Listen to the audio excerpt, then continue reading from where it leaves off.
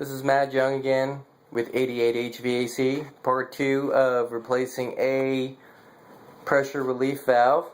I went ahead and took the liberty of prepping out the ends, and if you are on YouTube you can probably go back to one of my previous videos and I go into more detail about how to wrap these threads with first the tape, and then I brush on some of this pipe dope here.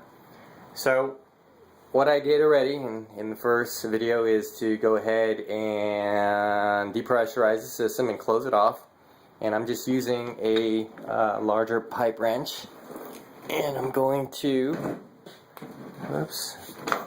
break loose the PRV. And this is a beastie of a water heater because this is a beastie water heater. It's 199,000 btuh. So before you do anything, you got to make sure that you're matching up to it.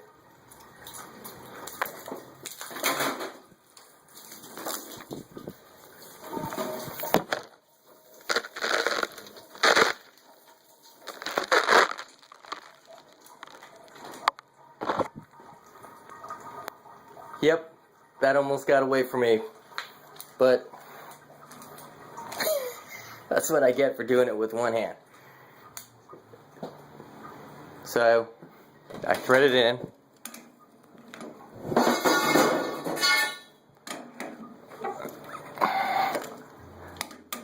I want to get this pretty good and tight.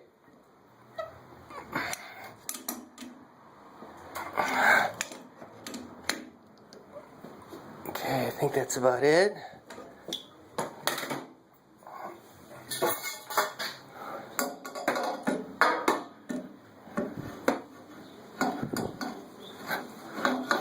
Thread my drain line back into this bad boy and we're good. Okay, hang tight.